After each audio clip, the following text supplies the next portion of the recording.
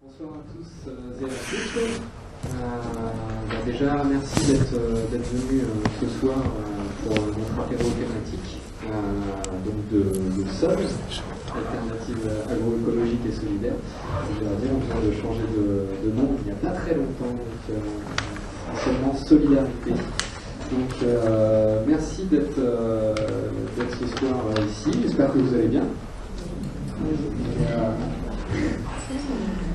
Et donc ce soir on est ensemble pour discuter donc, des transitions agricoles, la reconquête des territoires. Et donc on a avec nous Sylvia Pérez Vitoria, en présentation rapide, qui est économiste, sociologue, tu me dis si je me trompe, coprésidente de la ligne d'horizon des amis. Pas coprésidente ? Membre, d'accord, des amis de François Partant. Qui a fait plusieurs documentaires sur les vies des paysans dans différents endroits du monde. En 2002, elle a organisé le colloque Défaire le développement, refaire le monde, et dont on a l'ouvrage qui est tiré de ce colloque ici, là, à la boutique, et donc Sylvia a écrit la préface. Et plus récemment, le manifeste pour un 21e siècle paysan, qui me fait beaucoup. Donc spécialiste et défenseur du monde paysan. Voilà, on a aussi Olivier qui est avec nous, qui est administrateur du réseau des AMAP Île-de-France, je me corrige si je me trompe, donc qui participe au développement des AMAP dans la région, et du MIR-AMAP, qui participe à la coordination, à la mutualisation des AMAP au niveau national. C'est bien ça? C'est le réseau des réseaux. Tu nous en diras peut-être un petit peu plus. Je te laisserai le faire. Donc, producteur exécutif de documentaire, ouais, c'est ça, sur protection de biodiversité, donc circuit court, économie, santé, environnement, et sur le monde agricole. D'accord, et en reconversion pour devenir paysan. Très bien. Donc ce soir, on se retrouve, on va faire intervenir en fait les deux participants. Ensuite, ils vont aussi partager leur vision ensemble, rapidement. Et le but de nos apéros thématiques, c'est aussi de laisser une large place à vous, aussi, au débat, pour que vous puissiez discuter directement avec les intervenants. Donc, on va essayer de laisser une large place, au moins 40 minutes, pour l'échange et les questions.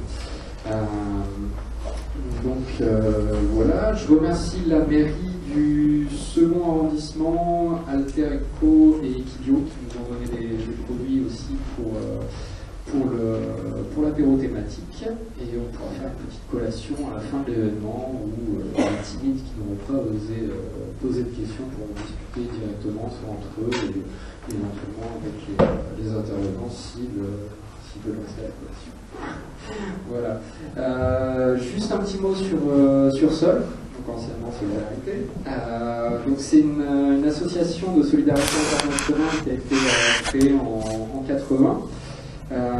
Donc ça fait 30 ans en fait qu'on fait des projets avec des objectifs simples et compliqués en même temps. C'est nourrir le monde et préserver la planète, pour faire ça sans se donner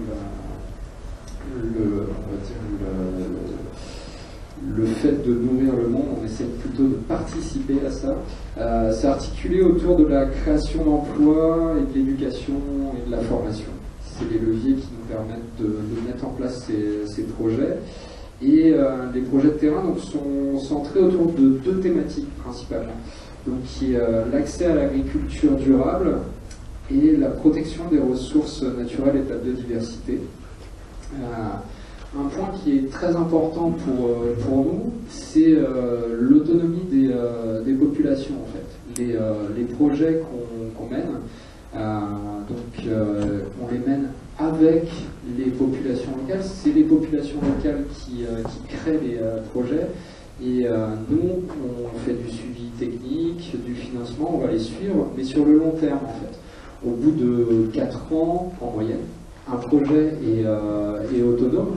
Et donc on va continuer avec le partenaire à travailler en fait sur un autre projet, mais dans le même cœur d'action, dans la même lignée, pour pouvoir suivre ça sur le long terme. Mais en tout cas, la première phase de projet, elle est autonome et elle tourne toute seule. Un petit peu sur nos actions au niveau géographie où on intervient. Donc on intervient en Afrique de l'Ouest, notamment au Sénégal, en Asie du Sud et particulièrement en Inde, et nouvellement depuis cette année en France. Donc, on intervenait en France, mais plus pour du plaidoyer, pour de la sensibilisation, comme l'événement où vous êtes conviés ce soir. Et là, on a lancé donc le côté projet en France. Et je vais vous en dire un petit peu plus sur un projet qu'on a lancé cette année qui s'appelle le projet Microferme International, en fait, qui est un réseau en fait, de fermes. Il y a 5 fermes qui sont en France.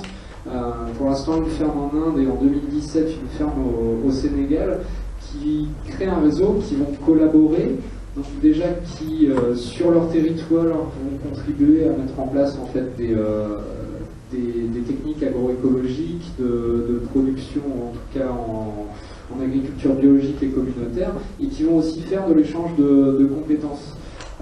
Parce que c'est vrai que les réalités peuvent être différentes, mais les techniques aussi, et souvent elles peuvent être adaptables d'un pays à un autre.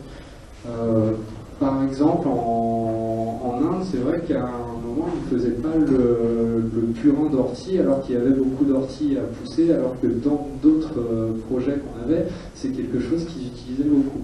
Donc voilà, le but est de créer en fait cette dynamique, ce réseau, pour qu'il y ait une collaboration entre ces différents projets. Donc ça, c'est un projet phare un petit peu cette année. Je vous invite à aller sur notre site internet si vous voulez en savoir plus là-dessus. Ici, c'est nos apéros thématiques. On les réalise de manière mensuelle. Donc le mois prochain, il y aura un apéro thématique. Je vous invite à aller voir sur notre site pour avoir un petit peu plus d'informations. On va le publier, je pense, d'ici une semaine et demie, quelque chose comme ça. Si vous souhaitez rester informé sur les apéros thématiques, je vous invite à vous inscrire sur le papier, sur la newsletter ou directement sur le site internet. Voilà, donc un dernier mot pour construire en fait des événements aussi comme ça, ou les projets auxquels on participe. On a besoin du soutien du plus grand nombre. Donc je vous invite à apporter votre contribution si vous le souhaitez. Plusieurs manières pour ça. Participer à notre boutique solidaire. Il y a la boîte à dons, vous pouvez participer en ligne. Vous avez aussi un bulletin de dons. Vous pouvez aussi diffuser les informations. Ça c'est très important qu'on transmet. Parce que plus on sera nombreux et plus on pourra participer un petit peu à replacer l'homme au cœur de son environnement. Voilà, donc je vais laisser la place au... Merci d'être là, je remercie Sol de m'avoir invité. Donc le sujet, alors moi je vais essayer de ne pas trop être critique, parce que j'ai l'habitude d'être assez critique sur mais enfin il faut quand même bien commencer par ça. Donc rapidement, je vais faire une intervention en 2 temps. Le premier temps, je vais montrer rapidement pourquoi l'agriculture industrielle est un échec. Et dans un deuxième temps, quelle alternative. Et on va échanger après tous les deux sur qu'est-ce qu'on peut faire dans ce contexte-là, ou qu'est-ce qui se fait et comment on peut les uns et les autres participer à ce qui se fait. Alors, l'agriculture industrielle, elle prend, je vais pas rentrer dans les détails, je vais passer rapidement. Après, si vous avez des questions, on reviendra sur tel ou tel aspect de la présentation. Donc, l'agriculture industrielle, on peut dire qu'elle prend son essor après la Deuxième Guerre mondiale. Et on peut dire que bien qu'elle se soit caractérisée par une quantité de production très très importante, une augmentation de la production de produits très importante, elle est quand même un échec sur le plan social, sur le plan humain et sur le plan environnemental, et je vais essayer de montrer en quoi. Alors, le premier constat qu'il faut faire, c'est que cette agriculture, elle a beau être technique, elle a beau avoir plein d'intrants, de mécanique, de chimie, de génétique, etc., elle ne nourrit pas l'humanité. Elle ne nourrit pas l'humanité. Il y a 1 milliard de gens qui ne mangent pas leur faim. Et quand elle les nourrit mal, puisqu'il y a 1 milliard de gens qui sont obèses. Donc elle ne nourrit pas. Et elle ne nourrit pas parce qu'elle n'est pas faite pour ça. Voilà. Et ça, une fois qu'on a compris qu'elle n'est pas faite pour ça, qu'elle est faite pour faire de l'argent, pour faire du profit, et la meilleure preuve, c'est que si le blé il est plus rentable en agrocarburant que pour nourrir des gens, et ben on fera des agrocarburants. Voilà. Et et le fait que, si vous voulez, on se permette de mettre une chose aussi importante que les aliments en produits de matières premières spéculatives à la bourse, ça prouve bien que l'objectif, c'est bien de faire de l'argent et c'est absolument pas de nourrir l'humanité. C'est pas du tout son objectif. Donc il n'y a pas à attendre d'elle ce qu'elle ne peut pas faire. Et je dis ça parce que quand on parle d'agriculture bio, on dit toujours oui, mais l'agriculture bio, elle ne pourra pas nourrir. Et ben, en tout cas, l'autre, elle ne nourrit pas. Alors on peut peut-être essayer autre chose parce que celle-là, elle ne nourrit pas. Les dégâts sur les milieux naturels sont absolument considérables. On le sait, 70% de l'eau douce est utilisée par cette agriculture. D'après la FAO, au XXe siècle, les 3/4 de la biodiversité cultivée a disparu. Vous avez 100 000 molécules chimiques qui ont été mises en circulation après la Deuxième Guerre mondiale, dont on n'a aucune idée des effets qu'ils peuvent avoir, mais ce dont on est sûr, c'est que ça pollue durablement les sols et les eaux. Ensuite, il y a les systèmes de production qui sont utilisés sont extrêmement destructeurs des sols.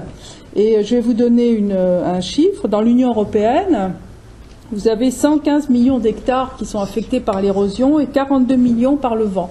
Et cette érosion et ce vent sont amplifiés et sont produits en fait par des systèmes de production, en particulier de mécanisation, etc., qui compactent le sol, qui le sensibilisent, etc. Donc, en fait, cette agriculture industrielle, elle vise principalement à contourner toutes les contraintes naturelles.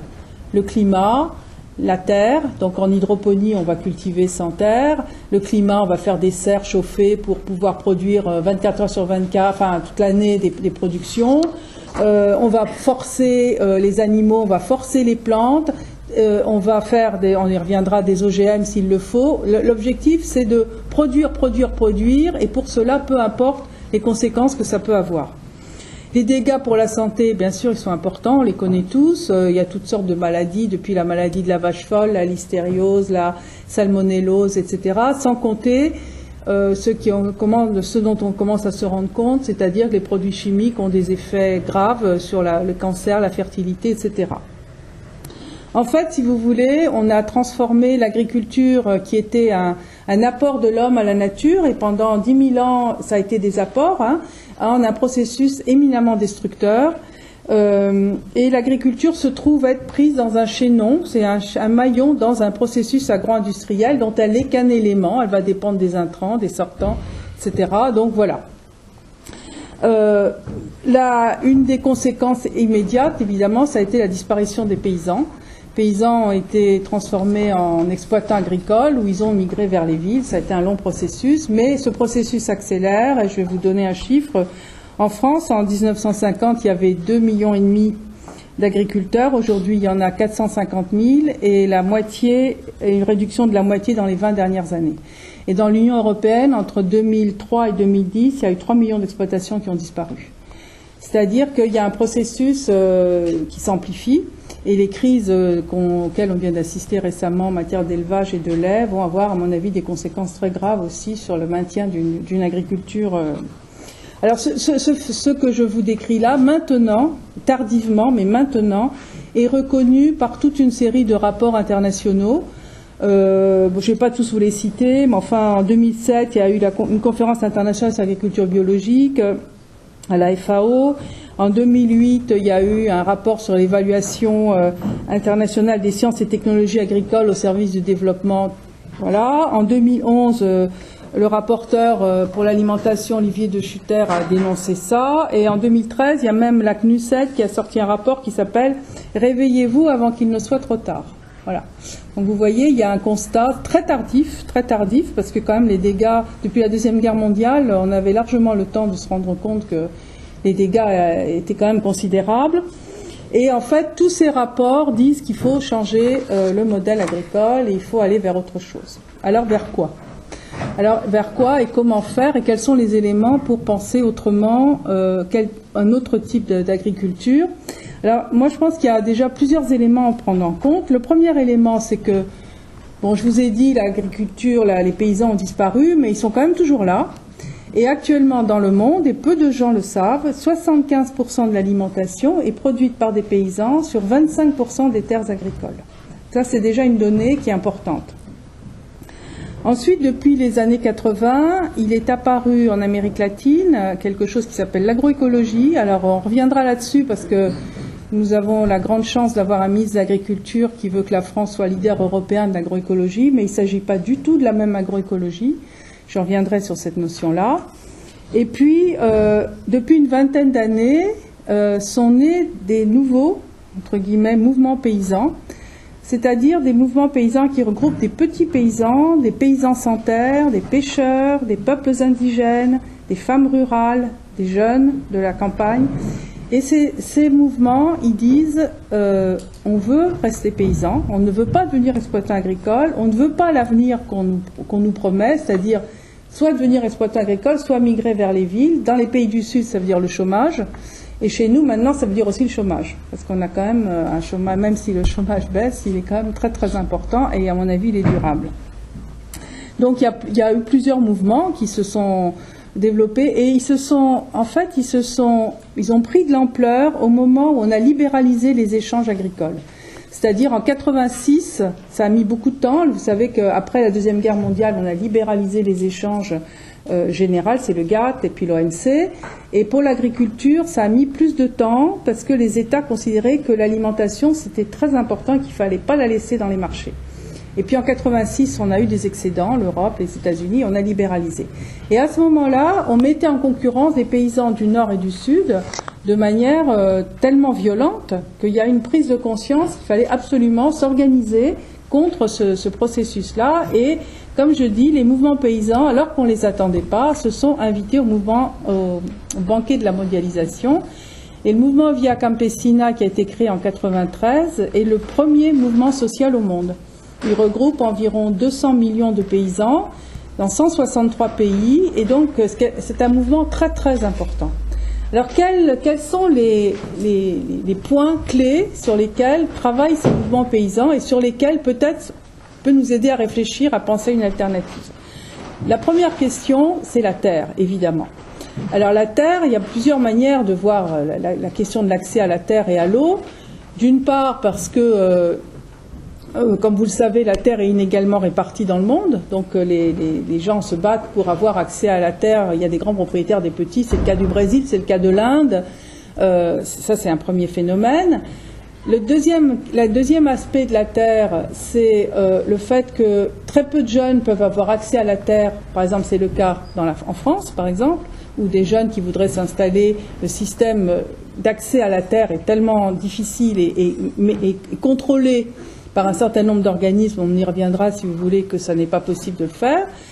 L'autre aspect de la terre, c'est que les terres agricoles disparaissent parce qu'il y a urbanisation, parce qu'il y a des infrastructures, parce qu'il y a de plus en plus de projets, ce qu'on appelle maintenant les projets inutiles, mais qui se font sur des terres agricoles.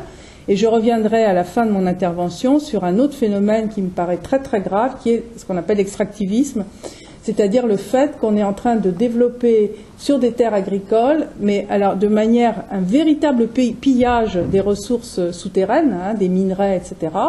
Et donc là aussi il y a un danger. Et puis dernier aspect de la terre, vous devez savoir que depuis quelques années, il y a ce qu'on appelle l'accaparement des terres, c'est-à-dire l'arrivée sur la terre de capitaux qui n'ont rien à voir en général avec l'agriculture, qui vont prendre les terres pour produire, en général pour l'exportation des productions. Donc voilà, ça c'est la question de la terre qui est absolument fondamentale et qui se pose de manière différente, mais qui se pose dans tous les pays du monde. Et donc c'est à nous de voir comment ça se pose chez nous, et dans chaque territoire a une situation différente. L'autre aspect important, à mon avis, c'est celui des semences. Alors j'ai dit tout à l'heure que les 3/4 de la biodiversité avaient disparu. La diversité des semences, c'est vital pour l'humanité. C'est vital. C'est-à-dire que si vous avez 3 ou 4 firmes qui contrôlent la totalité des semences dans le monde, on est fini. On est fini parce qu'ils vont décider ce qu'on va cultiver, ils vont décider comment on va le cultiver, etc. Et lié aux semences, il y a bien sûr toutes les OGM, bien sûr, la transgénèse, et maintenant, on pourrait revenir aussi la mutagénèse, c'est-à-dire le fait qu'il y ait des nouvelles formes d'OGM qui sont des OGM et qui ne vont pas être reconnues comme des OGM. Et ça, c'est un enjeu très très important de maintenir une variété de semences. Et pour cela, vous avez dans toutes les parties du monde des réseaux de semences paysannes qui font des échanges et qui vont maintenir les semences qui sont absolument, encore une fois, vitales. Et encore plus en cas de changement climatique, c'est pas en faisant de la je sais pas comment ça s'appelle, géostratégie, je sais pas comment on l'appelle, balancer du plomb ou je ne sais quoi dans les mers. Mais si on a des variétés de semences qui sont capables de s'adapter à des changements climatiques, on a peut-être des possibilités là de pouvoir résister. Alors, l'autre aspect important, les savoirs et les savoir-faire. La modernisation de l'agriculture, ça a signifié aussi un basculement dans les connaissances. C'est-à-dire que les connaissances ont été accaparées par des experts, des agronomes, des gens qui savaient, et toute une série de savoirs et de connaissances qui avaient permis à des populations de vivre dans des situations parce que quand vous regardez les paysanneries dans le monde, elles sont dans les zones très montagneuses, à 4000 mètres d'altitude, dans des zones très froides, dans des zones très chaudes, avec une connaissance intime, forte, de leur territoire, de ce qu'ils font, de ce qu'ils peuvent faire, etc. Ça, c'est balayé par des experts qui, en laboratoire, vont expérimenter un certain nombre de choses et vont les balancer. Et derrière, vous avez un certain nombre de firmes, bien évidemment, qui vont mettre si je puis dire, le packaging chimique qui va avec ça. Donc, récupération des savoirs et des connaissances, c'est quelque chose de aussi vital que les semences, de façon à pouvoir mettre en place des pratiques culturelles alternatives au système industriel qui, en fait, est toujours le même pratiquement, quelles que soient les régions. Parce que c'est ça aussi, le système industriel est extrêmement homogénéisant et donc met en place des techniques qui sont à peu près les mêmes, avec des dégâts considérables. Vous pouvez imaginer quand les terres sont fragiles comme dans les zones tropicales, quand vous avez des plantes toute une série de problèmes qui se sont posés, qui ont été absolument catastrophiques, en particulier dans les pays du Sud. L'autre aspect que je ne vais pas beaucoup développer parce que Olivier va le faire, c'est la question des échanges. C'est-à-dire que face à la libéralisation des échanges, il y a eu deux stratégies. La première stratégie, c'était de développer des circuits courts, c'est-à-dire échapper à des formes de marché qu'on ne maîtrisait pas.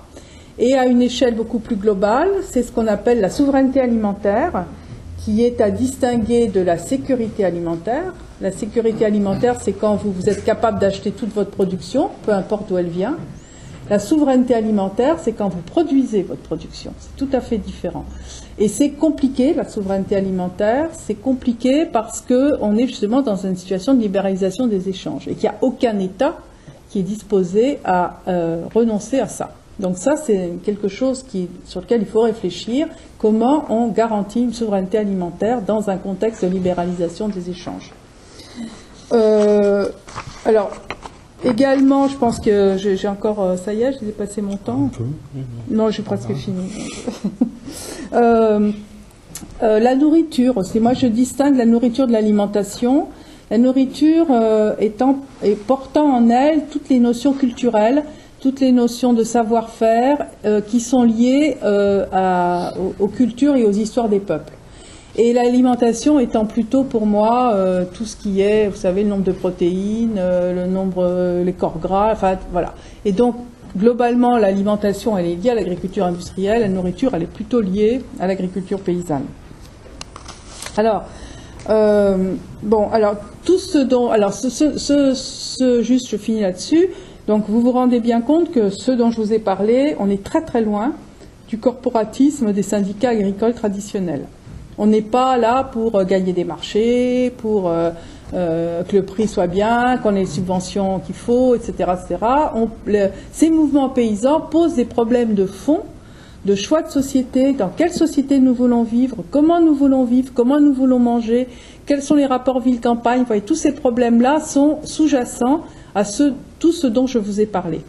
Et donc, je termine là-dessus parce que j'ai vu que c'était dans le texte de présentation.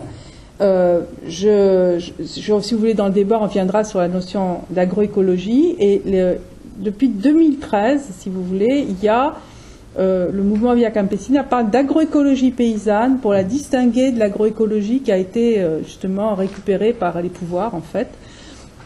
Et en fait, nos 3 organisations, nos 3 associations sont membres d'un collectif pour une agroécologie paysanne, avec 15 autres organisations très très différentes, des organisations d'environnement, des organisations paysannes, etc., pour essayer de faire passer cette notion d'une vision beaucoup plus globale, et on y reviendra dans le débat, beaucoup plus globale de l'agriculture, qui intègre pas simplement les aspects agronomiques, ce qu'a tendance à faire le gouvernement français, mais aussi les aspects sociaux, les aspects politiques, les structures agraires, les échanges, les politiques publiques, etc., etc. Voilà, je termine là-dessus et puis on reviendra dans le débat sur... Merci en tout cas pour cette présentation. On va laisser place à Olivier pour justement nous expliquer un peu les échanges. Vous êtes attendu en tout cas là-dessus. Je vous laisse la parole. Ouais. J'ai la voix qui porte moins. Il marche pas? Non, il marche pas. Pourtant, il marchait tout à l'heure. Ben ouais. Ça marche pas? Celui-là, il marche. Celui-là aussi. Celui-là, il marche. Oui. Vous m'entendez? Déjà, bonjour. Moi, je suis Olivier, donc je suis membre d'une AMAP à Paris. Je ne sais pas si certains d'entre vous sont dans une AMAP. Il y a combien d'entre vous qui sont dans une AMAP? C'est pas mal, non? Donc, pour ceux qui ne connaissent pas, les AMAP, c'est des associations pour le maintien d'une agriculture paysanne. Donc moi, j'ai découvert ça il y a 3 ans. Avant, je ne m'intéressais ni aux AMAP, ni à l'environnement, ni à l'agriculture. Je suis entré dans une AMAP et je dois dire que ça m'a beaucoup fait évoluer, changer profondément, puisque, comme je l'ai dit tout à l'heure, je suis en train de me reconvertir. J'ai décidé de devenir paysan boulanger. Donc ça a été très vite. J'ai pas donc toute l'expertise et la science de Sylvia sur le domaine agricole, donc tu me corrigeras si jamais je fais des erreurs dans les chiffres. Pour replacer juste ce que sont les AMAP et d'où elles viennent, de ce que moi je peux en savoir, ce qu'on peut retracer de plus lointain, c'était les Teikei japonais. C'était des familles en fait, et plus particulièrement des mères de famille qui s'étaient créé des partenariats directs avec des agriculteurs dans les années 60-70. Alors, je crois que c'était suite à une grande pollution en mercure organique qui les avait incités à devenir extrêmement précautionneuses avec la nourriture ou l'alimentation qu'elles donnaient à leurs enfants. Et pour s'assurer, rien de mieux pour s'assurer de son alimentation que de savoir exactement d'où ça vient, d'être en direct avec l'agriculteur. Ceci dit, faire pousser des légumes, c'est pas forcément évident, c'est un métier compliqué. Donc, se passer de la chimie, de synthèse, c'est pas forcément évident non plus. Ça demande beaucoup de technicité et beaucoup de temps dans les champs. Et donc, d'où l'idée de ces partenariats où, en gros, les mères de famille et les AMAP aujourd'hui, on dit à l'agriculteur, moi, je te garantis en fait l'achat, en tout cas le financement de toute la récolte pour ta saison. En contrepartie de ça, tu fais attention à comment tu cultives, tu n'utilises pas de produits chimiques de synthèse. Et voilà, ensemble, en tous les cas, on peut reconquérir une autre façon de cultiver la terre. Donc ces Teikei, on va dire, pour raccourcir vraiment l'histoire, hein, elles ont essaimé, on en a retrouvé en Suisse, en Allemagne, aux États-Unis. Elles sont arrivées en France en 2001, donc dans le sud de la France, à Aubagne. Il y avait un terrain extrêmement, fertile pour l'arrivée de ce type de système. Il y avait les alliances PEC à l'époque, des organisations de paysans, écologistes et de consommateurs. C'était pratiquement une trentaine d'organisations qui s'étaient dit qu'il fallait faire quelque chose pour sauver une certaine agriculture, l'agriculture paysanne. Et c'était un terreau assez politique, un terreau politique qui s'est peut-être un petit peu perdu en route. Moi, c'est ma lecture dans les AMAP. Il y a eu une phase très très forte d'essaimage des AMAP. On est première AMAP en 2001. On est à 2000 AMAP aujourd'hui en France, sans aucune communication. Alors, c'est de bouche à oreille, on a envie de faire pareil. C'est déjà extrêmement dur d'adhérer à une AMAP, parce qu'il faut patienter, on ne comprend pas comment ça marche. Donc, je trouve ça absolument fabuleux. Et c'est un peu pour faire cocorico aussi par rapport à la France, parce que on a tendance à se taper un peu dessus, et au final, le réseau des AMAP français est quand même, ailleurs dans le monde, il s'appelle les CSA, Community Supported Agriculture, l'agriculture soutenue par la communauté. On est le plus gros réseau de CSA dans le monde, devant les Japonais, cocorico. Voilà. Donc moi, mon intervention, c'est pour dire qu'il y a de l'espoir. Alors je vais vous donner celui que moi je porte. Je deviens paysan boulanger parce que je crois qu'on peut faire quelque chose. J'ai l'impression qu'il y a des pistes, en tout cas, pour faire évoluer les choses. Alors je partage le constat, absolument dramatique. Enfin voilà.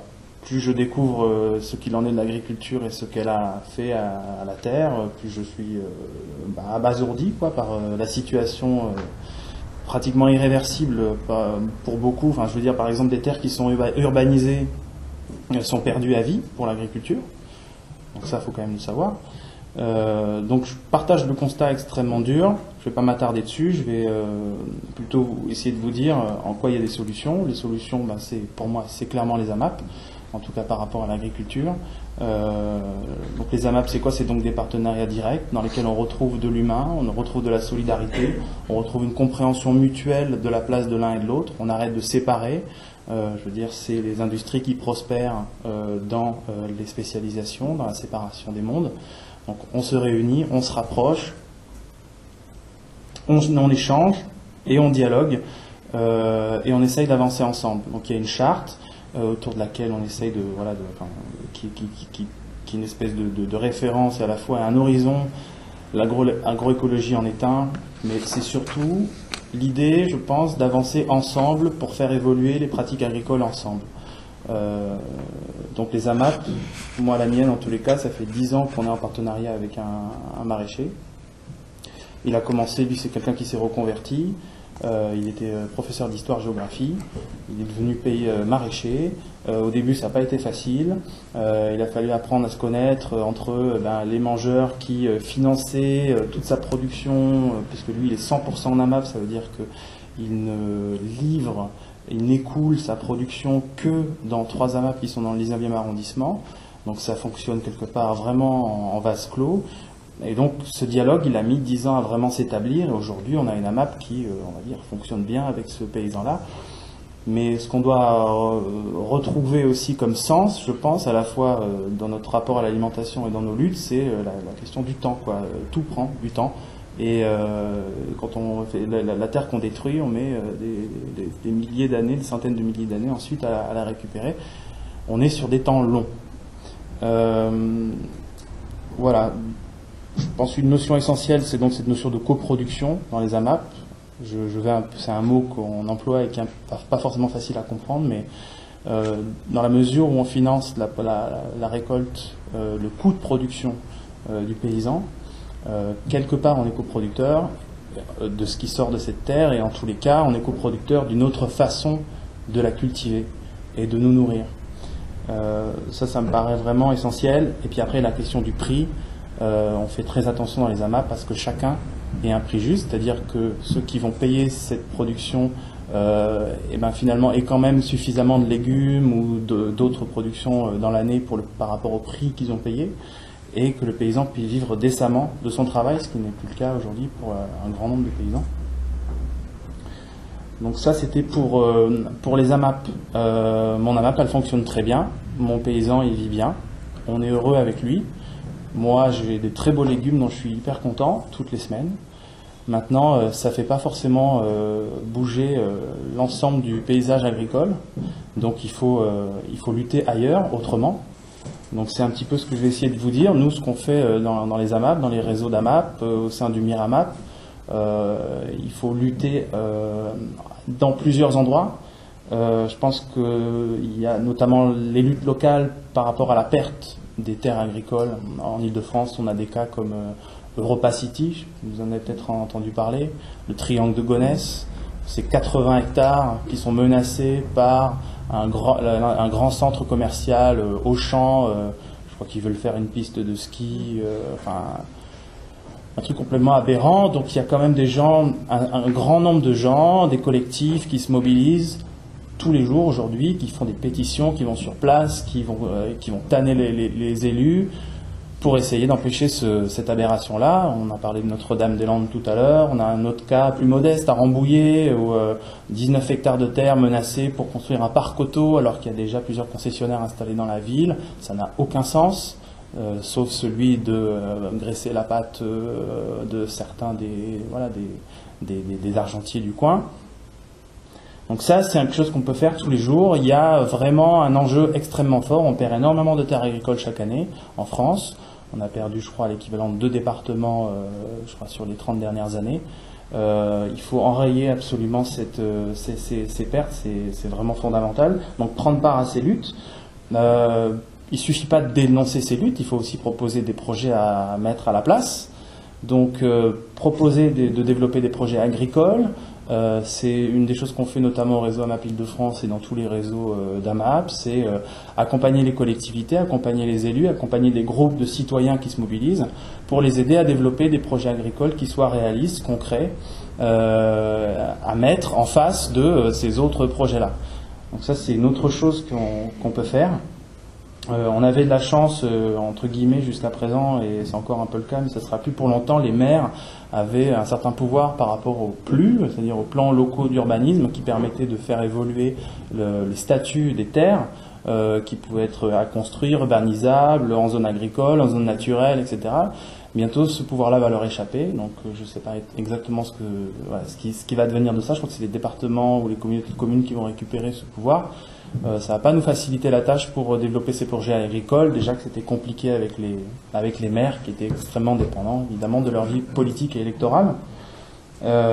Autre chose qu'on peut faire, c'est prendre part à la gouvernance locale. Ce qui nuit énormément à l'agriculture, c'est le fait que l'agriculture se décide entre l'État et la profession agricole. Il y a un corporatisme, et il y a, une politique agricole qui se décide vraiment en vase clos.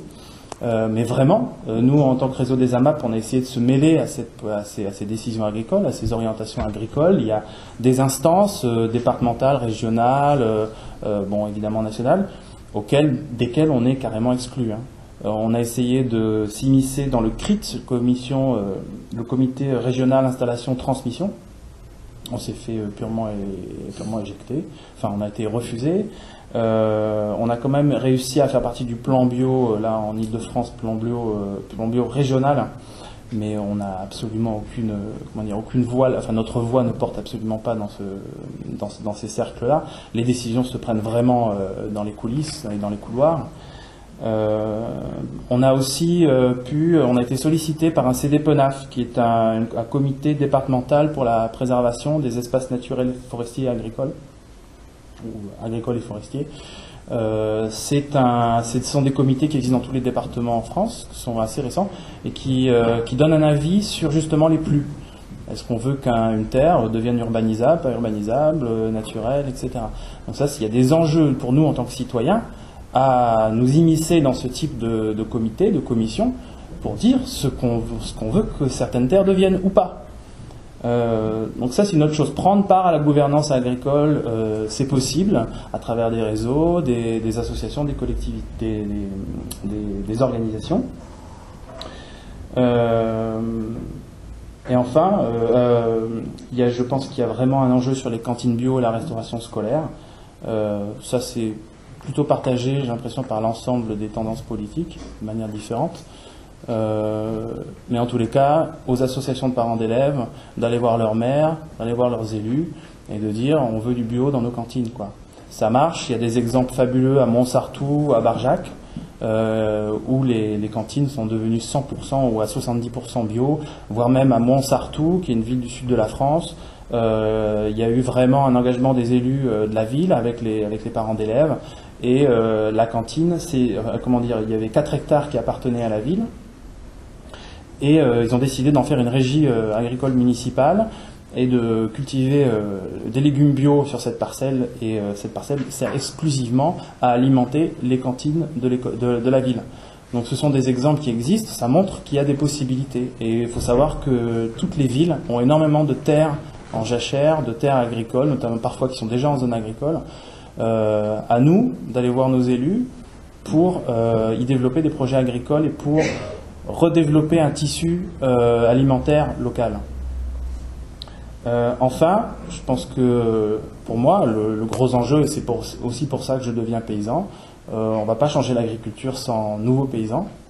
Donc aujourd'hui, 3% de la population active agricole, je crois à peu près, c'est ridicule. Si on veut reconquérir nos territoires, reconquérir l'agriculture, il faut des paysans.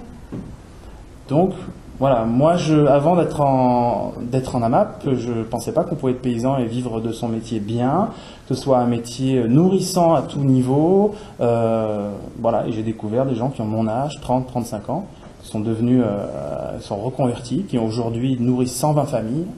Ils sont heureux de ce qu'ils font. Ils ont des échanges avec multiples et variés avec leurs familles partenaires. Évidemment, quand on remet de l'humain dans tout ça, l'humain, c'est pas toujours facile, mais c'est de l'humain en direct, et ça, c'est déjà quelque chose de beaucoup plus simple à gérer. En tous les cas, ce que ça va montrer, c'est que il y a aujourd'hui des paysans qui vivent sur des fermes, ce qu'on appelle l'agriculture paysanne, sur des fermes à taille humaine, qui pratiquent une agriculture vertueuse et qui vivent vraiment correctement de leur métier, qui gagnent entre 1300 et pour les plus anciens 3000 euros net par mois. C'est pas une blague. Donc devenir un paysan, c'est un métier d'avenir.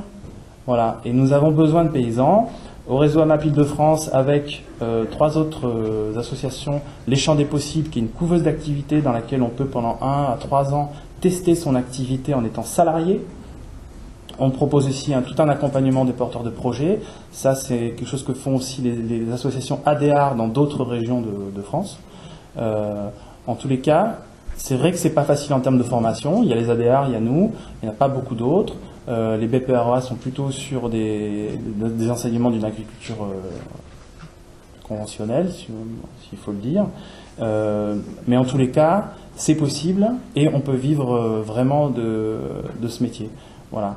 Après, il y a des enjeux, peut-être que Sylvia, tu voudras plus élaborer là-dessus, sur au-delà des AMAP, sur le fait de penser à des systèmes alimentaires territorialisés de manière beaucoup plus globale.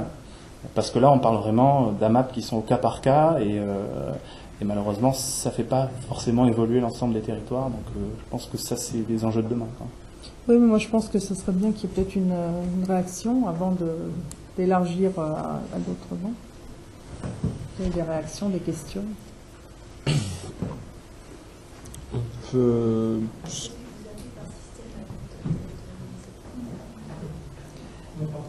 pouvez parler un peu plus fort, s'il vous plaît. Système alimentaire territorialisé, c'est lui qui a appelé ça comme ça. C'est un barbarisme. C'est un barbarisme. C'est-à-dire, c'est un petit peu, si vous voulez, la souveraineté alimentaire au niveau d'une région. C'est-à-dire comment une région peut arriver à produire, non pas tout, mais tout ce qu'elle est capable de produire, de façon à alimenter localement la majorité de ses habitants. Ça serait ça. Hein. Donc en fait, il y a même des recherches qui se font au niveau de l'INRA sur ce genre de choses, mais c'est une vraie question. Mais juste dire que, c'est un petit peu ce que j'ai expliqué tout à l'heure, c'est-à-dire que la libéralisation des échanges, et notamment l'accord qui est en train d'être signé, en tout cas d'étudier, de transatlantique entre l'Europe et les États-Unis, est un processus qui va totalement détruire notre agriculture. Il faut savoir que tous les États du monde, ils sont prêts à sacrifier leur agriculture pour les services. Et c'est ça l'enjeu. C'était ça l'enjeu du GATT, de l'OMC, c'était ça l'enjeu des traités transatlantiques ou transpacifiques, c'est on sacrifie l'agriculture parce que c'est pas important pour pouvoir ouvrir des marchés aux services. Donc ça, il y a une lutte là aussi à mener. Je dis juste ça pour élargir le débat sur les types de lutte. Il y a une lutte à mener à ce niveau-là aussi. J'ai entendu parler de la ville d'Albi qui voulait devenir autosuffisante d'un point de vue alimentaire d'ici 2050. Je trouvais ça super, mais je me posais la question de toutes les entreprises qui sont implantées, comment est-ce qu'on arrive à les mettre dehors, ni plus ni moins, petit à petit, comment est-ce que ça se passe, comment c'est possible, est-ce que c'est possible, est-ce que vous en pensez? Je connais bien Albi parce qu'on a fait un colloque sur l'agroécologie là-bas. Je connais pas ce projet-là. ce que je sais, c'est que le Tarn est une des régions où il y a la plus forte implantation de Nature et Progrès. Donc Nature et Progrès, c'est une association qui existe depuis les années 60, biologique, qui regroupe des consommateurs et des producteurs et qui font tout un travail sur le territoire du Tarn très très important. Là, il commence à y avoir un système alimentaire territorialisé. Donc je pense que la base de ce projet-là, ça doit être justement ce réseau très très important de petits paysans qui existent dans tous les domaines. D'ailleurs, pour ceux que ça intéresse, ils organisent leur foire Biocibel dans 15 jours dans le Tarn, justement à côté de Gaillac. Et effectivement, il y a là-bas un potentiel agricole tout à fait particulier. Il y a des zones de France, en fait, où il y a des choses, la Drôme, le Tarn, aussi en partie la Bretagne, même s'il y a le pire en Bretagne, il y a aussi des choses très intéressantes. Il y a, en Lorraine aussi, voilà, il y a des zones en France qui sont un peu plus, où il y a une espèce de dynamique locale qui est intéressante.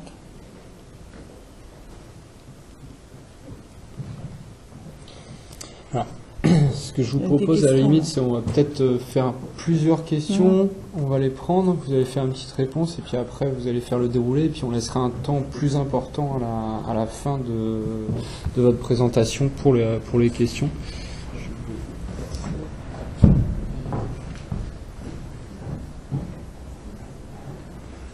Oui, merci. C'était une question plutôt pour les AMAP. Y a-t-il une différence de coût pour le consommateur entre les produits achetés en AMAP et les produits achetés dans la grande distribution? Et si oui, et si le coût acheté en AMAP est supérieur, comment peut-on envisager des diminutions de coûts sans altérer le revenu de l'agriculteur? Bon, on va enchaîner. On va poser plusieurs et puis on va essayer d'avoir des réponses limitées.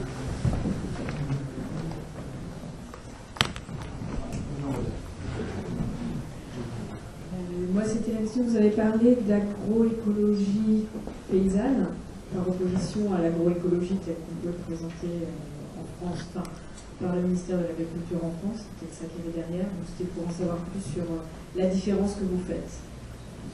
Et en savoir plus sur celle qui, enfin, notamment celle qui vient d'Amérique latine.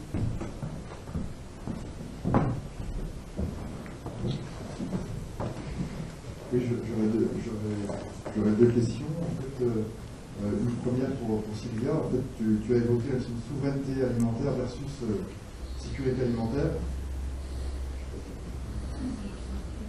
D'accord. Et donc, je me questionnais sur la notion de territoire par rapport à ça. Quand on parle de souveraineté alimentaire, on pense souvent à la souveraineté alimentaire d'un État. Quand on voit les États et ce sur quoi ils font reposer leur pouvoir politique, en fait, c'est-à-dire la représentation, dans le meilleur des cas, la dite représentation, qu'en est-il de la possibilité d'une souveraineté alimentaire qui soit sur des territoires non administratifs? Peut-être des territoires communautaires, etc. Est-ce que quand vous parlez de territoire, enfin quand on parle de territoire, parce qu'apparemment c'est le sujet de ce soir, est-ce qu'on parle des territoires administrés ou d'autres types de territoires? Et j'aurais tendance à penser à d'autres types de territoires, mais est-ce qu'on peut penser le territoire sans l'administration et sans la représentation politique? C'est ma première question. Et puis j'en aurais une deuxième par rapport aux AMAP, qui serait sur, j'ai entendu la coproduction. Et j'aurais tendance à penser que dans les AMAP, on est plus sur un co-investissement du consommateur qu'une coproduction réelle. Et est-ce qu'investir, c'est produire? On va pouvoir faire un tour de réponse peut-être là. Dans les AMAP. Alors, pour la première question sur le coût, bon, déjà, le terme de consommateur, c'est un terme qu'on essaye d'évacuer de notre, des AMAP. En fait, c'est justement parce qu'on veut sortir de la logique du consommateur qu'on va pouvoir évoluer autrement et faire évoluer l'agriculture, quoi. Ceci dit, pour répondre à la question, parce que malgré tout dans les AMAP, il y a aussi on entre dans les AMAP de manière différente et on peut aussi simplement être à la recherche de légumes bio et être dans une comparaison avec ce qu'on peut trouver ailleurs. Il y a des études qui ont été faites. Donc c'est pas facile de comparer des légumes. Alors, je prends les légumes parce que c'est ce qu'on a le plus régulièrement en AMAP, mais de comparer des légumes en AMAP avec des légumes en supermarché, parce que c'est pas les mêmes. Il y a des AMAP, moi j'ai découvert des légumes que j'avais jamais vus, par exemple. Donc, mais ceci dit, sur le panier, on va dire standard, patates, etc. Enfin, il y a plusieurs études qui ont été menées, pas des AMAP ou voilà, et qui montrent qu'en fait lisser sur une année, le coût pour le consommateur, avec plein de guillemets, en fait est moins cher ou équivalent au supermarché pour des légumes conventionnels. Et c'est très simple à analyser, c'est que c'est en direct, il n'y a pas d'intermédiaire, donc voilà. Le consommateur paye le prix le coût de production pur et net, quoi. Puis par rapport à la coproduction, comme je disais, c'est vrai que c'est un terme un peu abusif, mais en fait c'est une idée qu'il y a derrière, c'est l'idée qu'on doit ne plus se vivre justement comme consommateur et producteur, mais comme coproducteur de l'agriculture de demain. C'est un peu l'idée qu'il y a derrière, c'est qu'on doit se réunir et cesser de se séparer. Donc c'est peut-être plus philosophique que purement, je sais pas comment dire, analytique ou... Il y a une notion d'engagement aussi dans une AMAP, on s'engage sur 6 mois ou 1 an, je ne sais pas comment ça se passe exactement, il n'y a pas ce comportement de consommateur, on peut zapper en fait, là on s'engage vraiment. Oui, déjà on veut éviter le gaspillage, on s'engage, on demande à un producteur de mettre des graines en terre, de planter, donc ça va forcément, dans la plupart des cas ça va pousser. Et donc il faut effectivement venir récupérer sa part de récolte chaque semaine. C'est assez important. Après c'est vrai qu'il y a une part d'engagement sur une année parce que ce qu'on souhaite c'est que l'agriculteur puisse se consacrer à son métier. Voilà. Et puis l'engagement c'est évidemment, et ça c'était par rapport au coût, c'est que le coût il est impacté aussi du fait qu'il y a une solidarité qui est essentielle dans les AMAP. Et que s'il y a une grêle, s'il y a un événement climatique auquel sont évidemment le plus soumis, c'est une activité qui est extrêmement soumise à ce type d'incident, on est solidaire de l'agriculteur et on peut ensemble essayer de voir comment faire face à cette situation. Moi ça m'est arrivé avec mon maraîcher qui nous disent les légumes, j'ai eu un souci dans la jonction entre les légumes d'hiver et les légumes de printemps. Et pendant 3 semaines, vous n'aurez rien, ou vous aurez beaucoup moins dans votre panier. Voilà. Mais en contrepartie, si pendant l'été, il y en a beaucoup plus que ce qu'il avait pensé, on aura plus dans notre panier. Donc c'est pareil sur des temps longs, et sur le temps long, les choses se nivellent et tout le monde trouve son compte, je pense. Moi, je voudrais rajouter quelque chose sur les AMAP, si je peux. Effectivement, l'engagement, c'est aussi de payer d'avance. Ça, c'est quelque chose de très important parce que c'est pour ça que ça permet à des gens de s'installer, en particulier des jeunes de s'installer, parce qu'ils savent leur production est déjà vendue, si je puis dire. Ils n'ont pas à être obligés d'aller chercher un marché, etc., etc. Les gens qui sont dans les AMAP, les AMAPiens s'engagent effectivement à payer à l'avance une production sur une durée de 6 mois, etc. Ce que je voudrais dire aussi, c'est que c'est un peu faux de comparer le prix des AMAP avec le prix d'un supermarché, parce que le prix du supermarché, c'est pas le vrai prix. Le prix du supermarché, il y a en plus, qui n'est pas compté dans le prix, les dégâts environnementaux du type d'agriculture qui est vendu dans les supermarchés, les dégâts pour la santé et les subventions. Et ça, nous, on le paye autrement. Ça n'est pas dans le prix final, mais c'est le vrai prix, en fait, d'un produit de supermarché. Ce qui n'est pas du tout le cas des AMAP, parce que du point de vue écologique, ça préserve au contraire l'avenir des terres et des produits. Du point de vue de la santé, c'est bien meilleur, et en général, même toujours, ils ne sont pas subventionnés. Donc, en fait, c'est vrai que les prix du supermarché sont bon marché, et toute l'agriculture a été faite pour qu'on ait des prix très bon marché, pour que les salaires puissent être bas, parce que c'est ça historiquement ce qui s'est passé. Mais ce prix-là, bon marché, on le paye autrement. On le paye par nos impôts, on le paye par les coûts de santé, les dépenses d'environnement, etc., etc. C'est juste ce que je voulais rajouter sur les... Et dernière chose, dans les AMAP, dans certaines AMAP, parce qu'il y a une question sur les AMAP aussi, qui est les gens qui n'ont pas beaucoup d'argent, par exemple, tout le monde dit, etc. Alors, il y a des systèmes d'AMAP qui redistribuent, qui mutualisent certains prix pour les gens qui n'ont pas les moyens de payer, par exemple, un panier parce qu'ils sont en difficulté financière, etc. Donc, à l'intérieur même du réseau de distribution, il peut y avoir des systèmes qui permettent de... Ceux qui ont plus d'argent vont payer un peu plus que ceux qui ont moins d'argent. Donc, vous n'êtes quand même pas tout à fait d'accord, tous les deux, si, sur la comparaison du prix entre, sur le prix, je dirais, que le consommateur voit. Hein. Je ne parle pas du prix sur lequel on doit rajouter. Si, c'est moins cher quand même, ça n'empêche pas que c'est moins cher. Ah, ça n'empêche pas que c'est quand même moins cher, absolument. Malgré que le supermarché absolument. bénéficie de tous ces avantages. Absolument. D'accord. Alors moi, l'agroécologie paysanne, ça c'est juste une conférence à soi tout seul. Hein. Alors, bon, mais juste en 2 mots, essayer de résumer. Bon, j'ai dit tout à l'heure que l'agroécologie était née dans les années 80 en Amérique latine, et tout de suite, dès la naissance de cette agroécologie-là, qui était faite par des agronomes au départ, ils ont pensé, se sont définis comme étant une redécouverte des savoirs et savoir-faire paysans. C'est-à-dire qu'ils mettaient au centre de leur réflexion, au centre du point de vue agronomique, ils mettaient au centre de leur réflexion les savoirs et savoir-faire paysans qu'il fallait récupérer, qu'il fallait retrouver. Alors, évidemment, c'est compliqué chez nous, parce que dans les pays du Sud, il en existe encore. Chez nous, ils ont été considérablement détruits. La modernisation de l'agriculture, ça a signifié l'élimination d'énormément de savoirs et savoir-faire. Mais on peut en récupérer quand même, et je peux vous donner des exemples d'endroits où ça a été récupéré en partie. Bien. Donc ça, c'est la base. Donc, ce qui différencie considérablement, par exemple, si je fais en comparaison par rapport à la politique du ministère de l'Agriculture français, qui, lui, d'abord, axe principalement sur l'agronomie, puisqu'il parle d'agriculture écologiquement intensive. C'est déjà un programme, tout un programme. C'est une vision absolument d'appliquer les systèmes productivistes à l'écologie, parce que c'est ça. Et puis, on part des agriculteurs tels qu'ils sont. Il n'est jamais question de remettre des paysans, d'essayer de voir s'il y a des savoirs, d'essayer de voir ce qui existe déjà, etc. On part avec les acteurs sociaux de l'agriculture française telle qu'elle existe, on peint en vert et on appelle ça agroécologie. Voilà.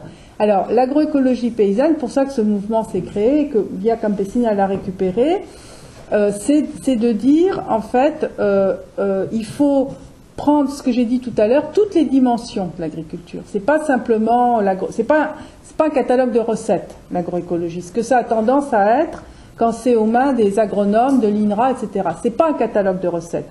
Bien sûr, il y a des aspects agronomiques, mais c'est des aspects, il faut prendre en compte les aspects sociaux, il faut prendre en compte les autres activités aussi qui peuvent avoir lieu sur un même territoire, pas uniquement l'agriculture, mais aussi le reste.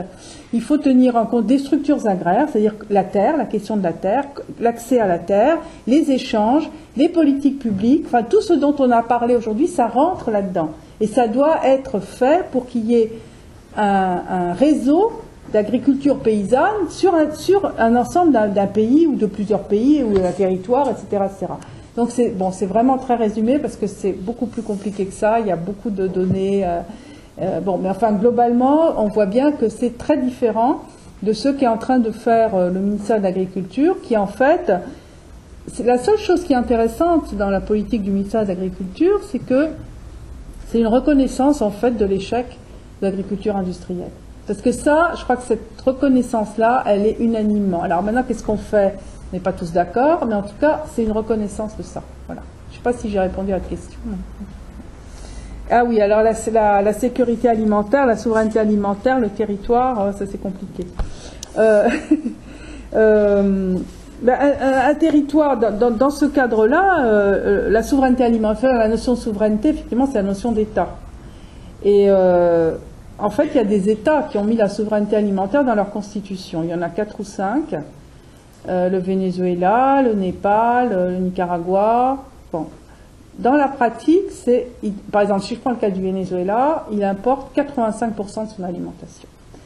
C'est-à-dire que une chose, c'est de le mettre dans la Constitution, et autre chose, c'est d'être capable de l'appliquer quand on n'a pas, justement, quand on n'a plus les paysans, quand on n'a pas un réseau alimentaire qui permettent de faire cette souveraineté alimentaire. D'où la nécessité, encore une fois, d'avoir plus de paysans possible pour pouvoir penser à une souveraineté alimentaire. Alors, la notion, dans ce cas-là, de territoire, elle n'est pas forcément administrative. Là, nous, on est en train de travailler dans la Loire sur un territoire qui chevauche je ne sais combien d'administrations différentes, de réseaux différents, etc., etc. Finalement, c'est les gens qui décident que c'est sur ce territoire-là qu'ils veulent faire leur expérimentation ou qu'ils veulent essayer de s'autonomiser.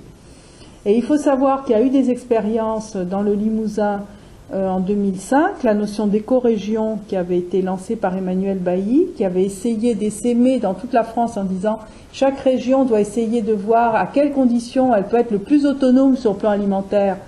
Après, il y a des gens qui travaillent aussi sur la même chose sur le plan énergétique, parce qu'on peut aussi... et d'autres qui travaillent même sur le plan de la santé. Vous voyez, il y a des choses intéressantes à faire. Mais à mon avis, dans ce cas-là, c'est des territoires qui s'autodéfinissent comme territoires sur lesquels on expérimente. Voilà. Et bon, moi dans mon livre, je donne 2 exemples, mais qui sont pris dans le Sud, vraiment de groupes importants de gens qui se sont constitués de manière autonome, le mouvement des Sans-Terre du Brésil et les Zapatistes au Mexique. C'est pas transposable, bien évidemment. Mais certaines choses qui se passent à Notre-Dame-des-Landes, par exemple, certaines réflexions qui sont en train d'être menées peuvent être une voie possible, peut-être, dans ce sens-là. On a à trouver, nous, notre chemin. On n'a pas à appliquer des modèles, il n'y a pas de modèle. Enfin, moi, j'y crois pas.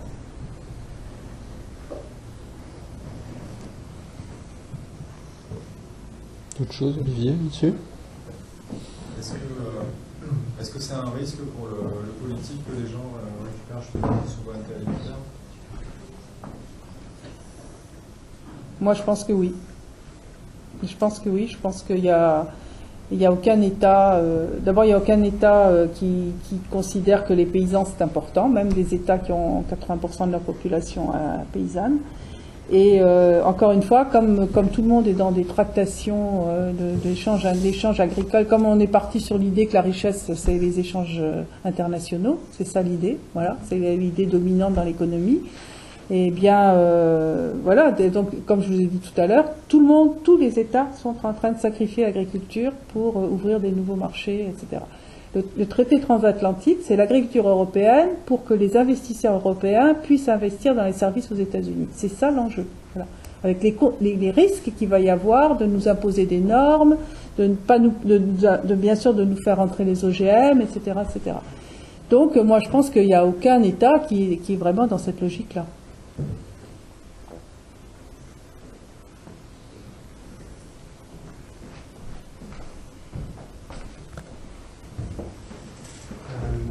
Vous parliez encore une fois de votre version de l'agroécologie.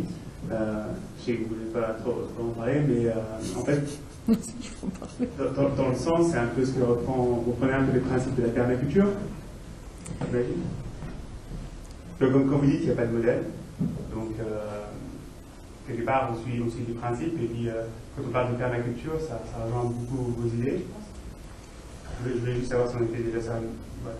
Donc, ma question, c'est de savoir, donc là, je pousse un peu le sujet un peu plus profond, c'est, comme je pense que quelque part, c'est le système monétaire qui est le problème, en fait.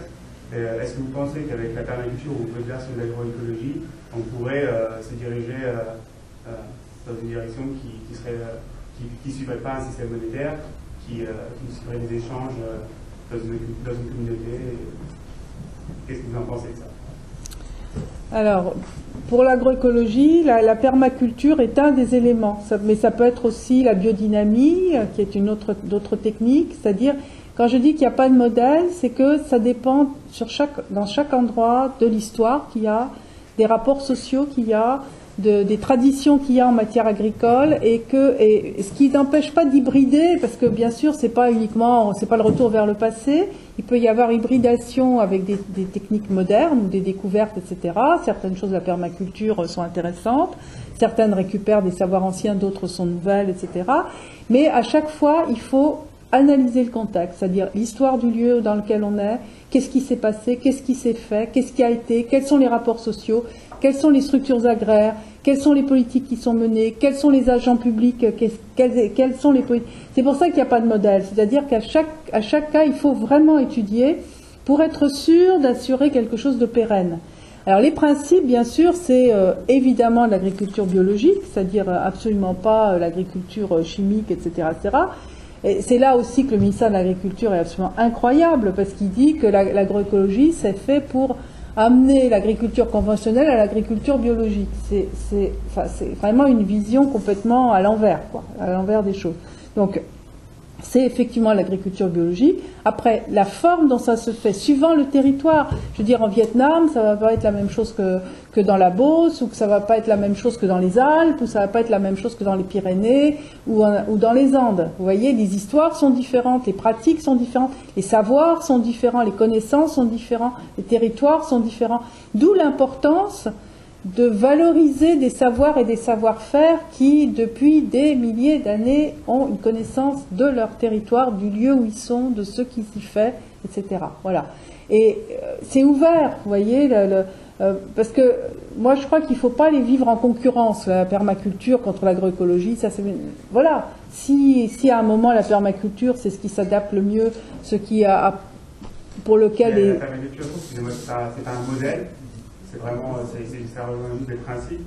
Après, ça appelle à la créativité individuelle. Donc, il n'y a pas de système en lui-même, il n'y a pas de modèle. Ça rejoint justement à ce que Oui. D'ailleurs, la permaculture, c'est partout dans le monde. Oui, mais par exemple, si vous voulez, il y a une dimension quand même qui est très importante. Donc je n'ai peut-être pas suffisamment insisté sur l'agroécologie, en traité l'agroécologie paysanne, c'est l'aspect politique. C'est-à-dire, c'est penser par ces mouvements comme un outil de transformation sociale. Ça, c'est très important. Ce n'est pas simplement je fais mon petit truc et puis voilà. C'est que je reproche un peu à certains projets qui peuvent être innovants sur le plan agronomique comme la permaculture, mais je fais mon projet et bon, ça va diffuser, etc., etc. Là, il y a une idée qu'à partir de là, on peut peut-être transformer la société de manière profonde. Voilà, c'est ça la question de fond. Est-ce que oui ou non? Moi, je n'en sais rien. Mais en tout cas, c'est une des revendications de ce mouvement-là. Et c'est pensé, c'est exprimé tel quel. Voilà. Moi, je voudrais juste dire quelque chose.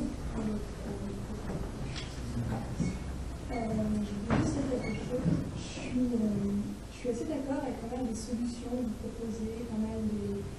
Et je trouve que vos constats sont très virulents et vos critiques sont extrêmement fortes vis-à-vis de différents acteurs qui travaillent dans le monde agricole. Tout le monde n'est pas noir, tout le monde n'est pas méchant. Il y a beaucoup de gens qui essaient de trouver des solutions, des idées, qui essaient d'avancer. Et ça me gêne un peu et j'aimerais comprendre pourquoi vous êtes aussi virulente que ça. Voilà. C'est à moi que ça s'adresse? Oui. Oui, et je suis très violente parce que eux, ils sont très violents. Ils ont été très violents. Ils ont été très violents depuis la Deuxième Guerre mondiale. Ils ont marginalisé, ils ont détruit, ils ont dévalorisé beaucoup de gens et des millions de gens. Vous voyez? Et ça, et tous les gens, par exemple, vous avez des paysans ou des gens qui en sont maintenus en bio, envers et contre tout, tous vous le raconteront. Si vous allez les voir, si vous parlez avec eux, ils vous racontent le mépris, ils vous racontent la manière dont on les a traités, la manière dont on les considère, la manière et la lutte qu'ils ont dû mener. Et cette violence-là, si vous voulez, elle est en train de leur revenir à la figure parce que effectivement, ils ont détruit, ils ont été, et ils continuent d'ailleurs, ils continuent. Parce que si vous voyez, alors je dis pas tout le monde, etc., mais si vous prenez les milieux de la recherche ou des milieux comme l'INRA, les gens qui ont voulu faire des choses, parce qu'il y en a eu des gens qui ont voulu faire des choses, comment on les a traités? Comment on les a marginalisés? Maintenant, c'est de la récupération. Maintenant, on se rend compte qu'il y a une impasse et qu'il y a un nouveau marché qui peut peut-être s'ouvrir en faisant une agriculture bio, etc., etc. Mais fondamentalement, le système reste le même. Fondamentalement, vous avez les chambres d'agriculture, la FNSEA, les grandes entreprises qui font la politique agricole en France. Et vous avez plein d'exemples, je n'en vois pas, je veux dire, depuis la ferme des 1000 vaches, mais il n'y a pas que ça.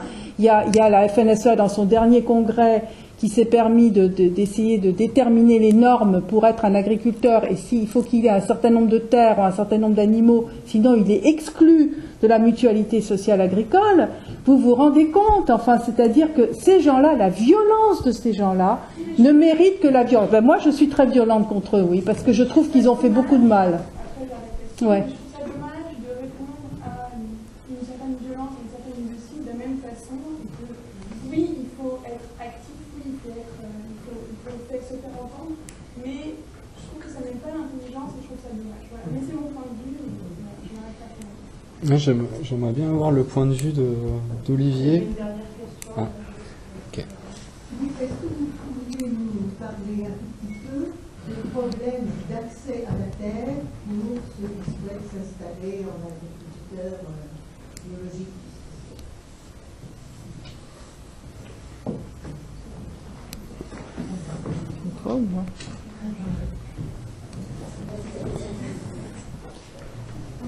Je voulais vous poser la question, est-ce qu'il y a des outils ou des associations aujourd'hui qui incitent soit les jeunes à se convertir au métier agricole, ou alors qui incitent aussi les gens qui sont déjà dans le métier agricole à les faire transiter vers des modèles de circuit court? Donc elles sont, je connais l'association Terre de Liens par exemple, est-ce qu'il y en a d'autres?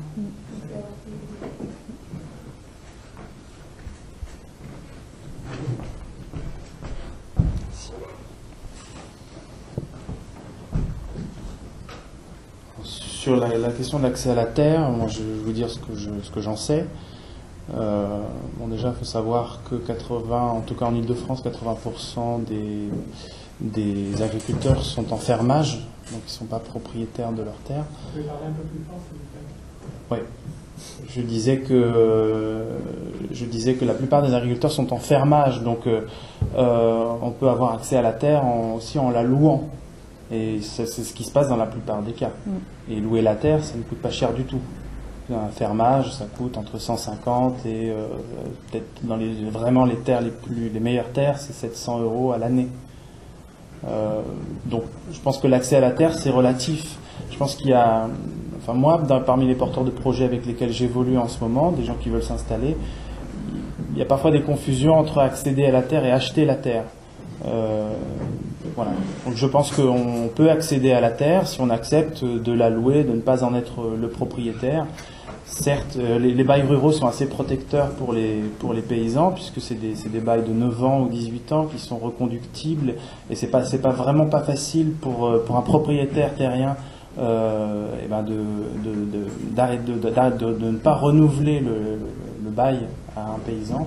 Il faut réunir un certain nombre de conditions. Par exemple, il faut que ses enfants veuillent s'installer, etc. Donc c'est assez protecteur, et en tout cas il y a une possibilité d'accéder à la terre de cette façon-là.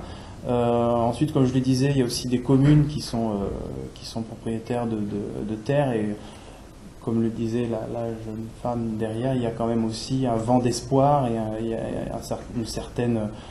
un vent, en tout cas des envies qui naissent dans certaines communes de développer des projets agricoles et de mettre à disposition de porteurs de projets ces terres.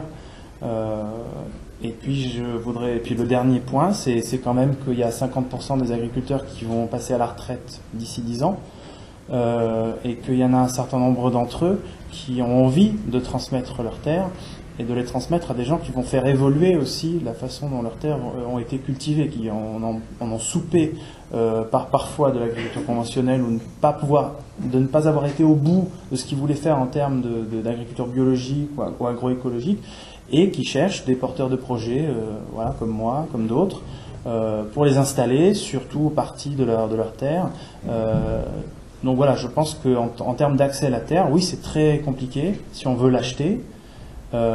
Si on envisage d'autres solutions, en tout cas, il y a des pistes. Sur les associations qui forment ou qui éveillent des vocations, les AMAP, les réseaux d'AMAP, Terre de Liens, et moi les ADR, je pense que la Confédération paysanne est vraiment extrêmement active là-dessus aussi.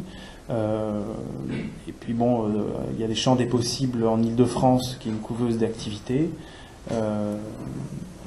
Après, oui, il y a aussi un courant, il y a un mouvement qui s'appelle Reclaim the Fields, c'est intéressant, c'est la première fois qu'il y a des jeunes sans terre européens, c'est à niveau européen, qui demandent de la terre. Et en fait, ils ont lancé tout un travail de formation et de fermes dans lesquelles, de tutorat, qui permet à des jeunes de s'installer. Alors vous pouvez aller voir sur leur site, ils ont même un petit fascicule qui explique comment pouvoir s'installer en agriculture quand on est un jeune, etc., etc. Ils font de la formation, etc. Et c'est intéressant.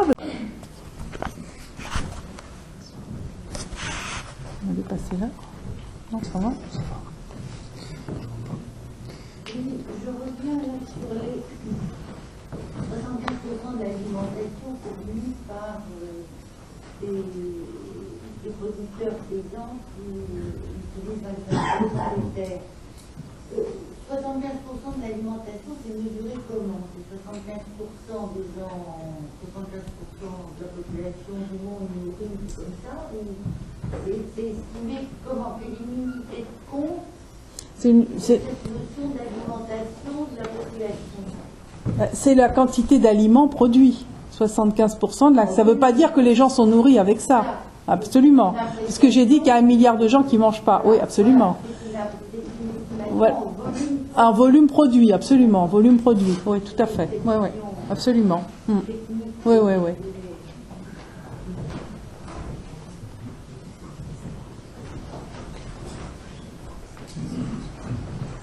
Une question pour Olivier.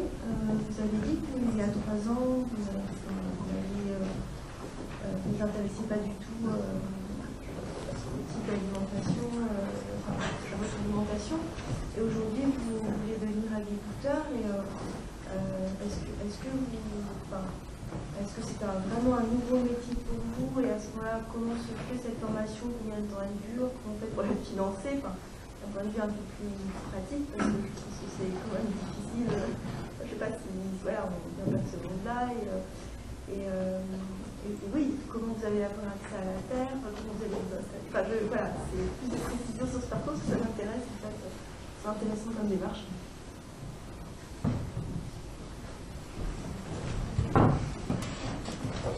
Bon, la question du financement, elle est vraiment cruciale, parce que c'est vraiment...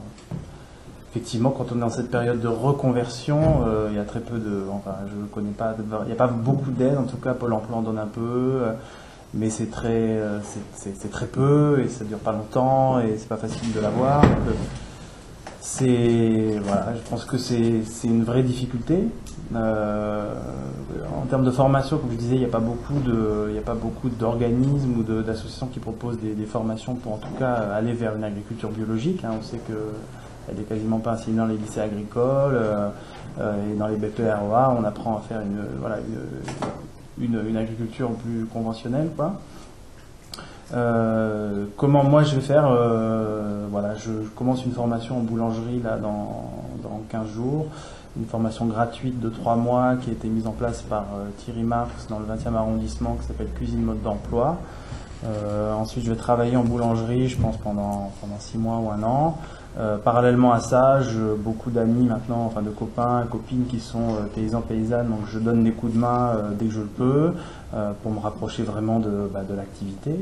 Par rapport à mon installation, en fait mon projet c'est donc d'installer un fournil sur une exploitation existante, de proposer un céréalier bio ou un maraîcher qui voudrait cultiver des céréales et du blé, en fait d'implanter un atelier pain sur sa ferme et de commencer à transformer tout ou partie de son blé, donc d'apporter une activité économique supplémentaire dans la ferme. Moi j'envisage de m'installer en collectif, c'est-à-dire que en fait, il y a une vision d'une ferme un peu en polyculture élevage. D'ailleurs, l'INRA avait fait une étude là-dessus en montrant que c'était les fermes les plus performantes en polyculture élevage, les fermes d'avant, quoi, puisqu'il y a une vraie cohérence agronomique entre les différentes activités qui sont pratiquées. Et puis, par ailleurs, on est plusieurs. Donc, oui, il y a des tensions entre les gens parce que c'est la nature humaine, mais il y a aussi de l'entraide, de la solidarité.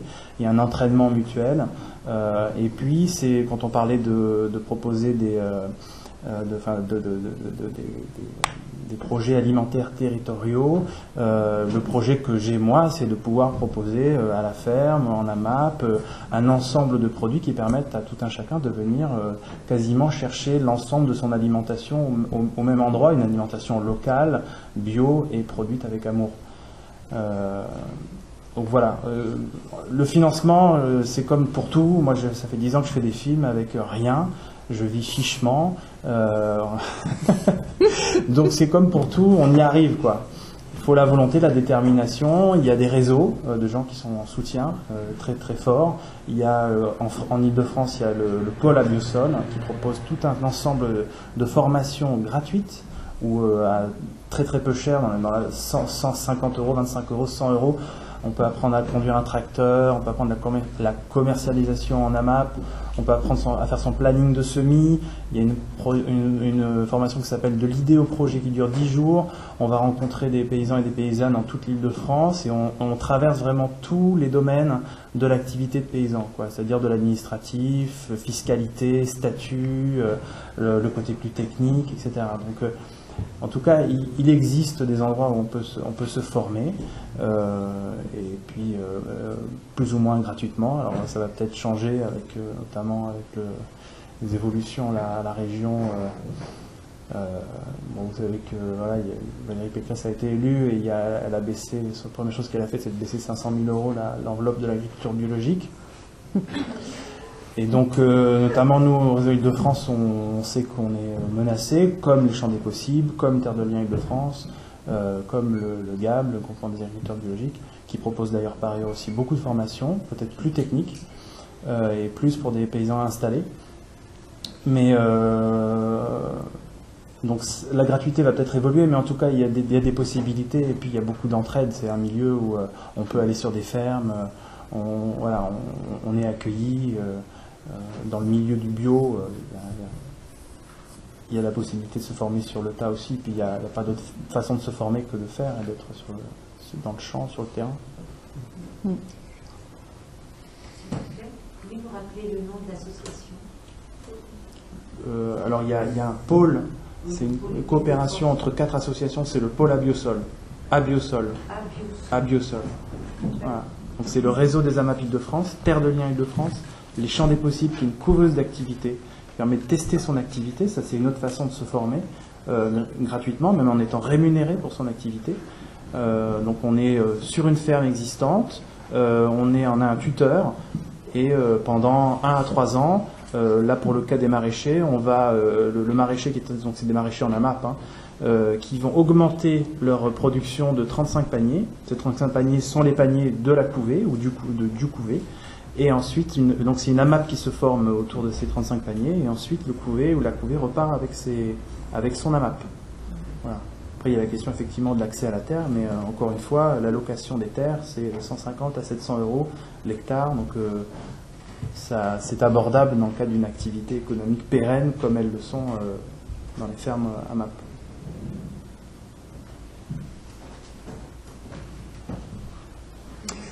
J'ai une petite... Et je voulais juste dire, d'ailleurs, s'il y a des gens ici il y a déjà un permaculteur là, mais s'il y a d'autres personnes qui sont intéressées, qui veulent en savoir plus que mon parcours ou la possibilité de devenir paysan ou d'entrer dans une AMAP intéressée, je vous laisse mon mail et je vous donne toutes les infos. Je voulais juste souligner que l'esprit de permaculture, c'est comme je disais, j'espère que on est tous dans le c'est pas un système, ça prend vraiment des principes comme ce que vous disiez, ça rejoint toutes vos idées. Après, dans l'autonomie par rapport là on n'est plus dans l'éveil, on est plutôt dans l'action. Il y a des cours de design de permaculture. Après, moi je ne vis pas en France, ça fait plusieurs années que je ne vis plus en France, je vis en Australie. J'ai vu ce qui se passait dans le monde entier, j'ai eu ces chances-là. Et avec la permaculture, là on est vraiment dans l'action. Quand vous faites un cours de permaculture dans le design, là vous allez vraiment vous reconsidérer vos besoins, et c'est dont vous avez envie dans votre vie. C'est de la réflexion, c'est vraiment du design. Et ensuite, là vous êtes vraiment dans une stade de reconversion individuelle. Donc, ceux qui sont intéressés, je suis sûr que je ne sais pas trop ce qui se passe en France, mais même au niveau européen, il y a des cours qui se fait partout. Il y a beaucoup de jeunes. Moi, j'ai eu la chance de le faire. Vous avez un certificat à la fin. Et j'ai aussi vu des gens qui ont changé du tout au tout. Enfin, il y a des architectes, il y a des docteurs, il y a des gens qui ont des métiers qui changent leur univers parce qu'ils se dirigent dans un esprit où ils sont plus en équivoque avec leurs besoins et leur ne passe plus par. Après, la map, c'est un système qui peut être aussi englobé dans la lecture. Mais là, c'est vraiment. Vous êtes dans le milieu de l'agroécologie. Donc là, vous n'êtes plus dans un système qui a plus de la politique, vous n'êtes plus de système. Vous pouvez d'ailleurs plus être dans un système monétaire, donc il y a vraiment des échanges communautaires. Et ça se fait partout dans le monde. Donc, je sais pas, en France aussi, oui. En France, il y a beaucoup de formations à la permaculture. Vous avez des fermes comme la ferme du Bec et Loin qui sont présentées comme des fermes modèles en matière de permaculture. Il y a énormément de formations en permaculture. Actuellement, c'est une tendance très très forte en France. Effectivement, la permaculture est très très importante. Oui. Y compris des études qui sont faites au niveau de l'INRA, etc. etc.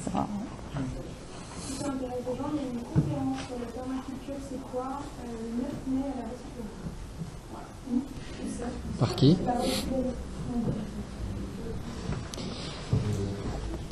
Alors, on arrive à la fin du temps qui nous est imparti, mais alors ce qu'on peut faire, c'est un tour de questions, des dernières questions qui restent, et on va essayer de synthétiser ça en réponse.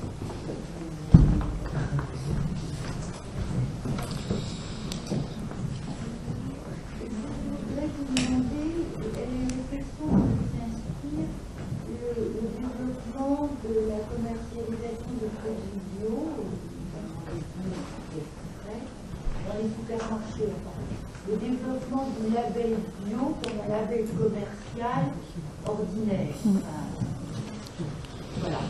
Question de fin. Ouais.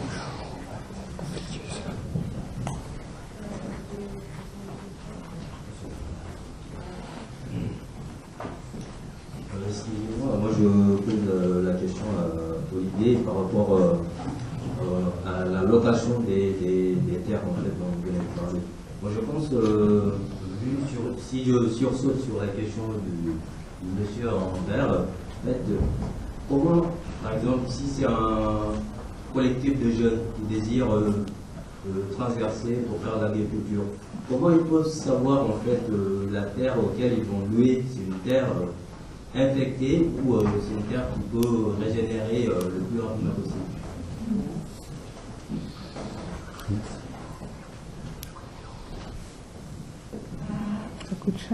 Je voudrais apporter une précision par rapport aux AMAP, parce qu'on pourrait croire, avec ce que tu as dit Olivier, que les AMAP ça ne concerne que la culture maraîchère.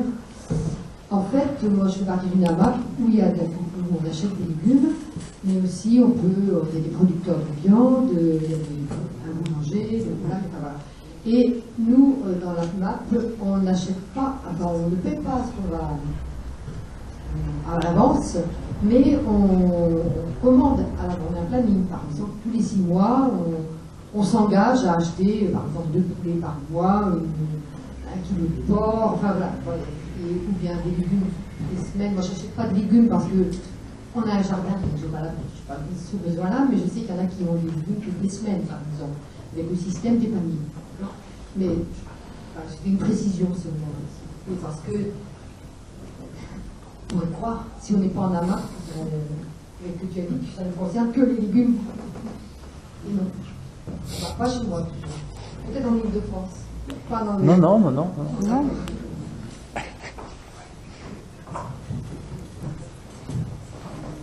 Je voulais savoir à quel moment vous allez passer en prime time, je ne sais pas, une chaîne nationale par exemple. Jamais.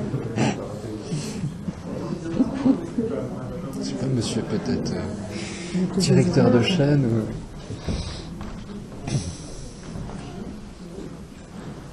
Ceci dit, même TF1 se met à passer des reportages sur des jeunes qui s'installent en bio. Hein. Donc, c'est pas, pourquoi pas. Alors, pour répondre sur... c'était la question des sols.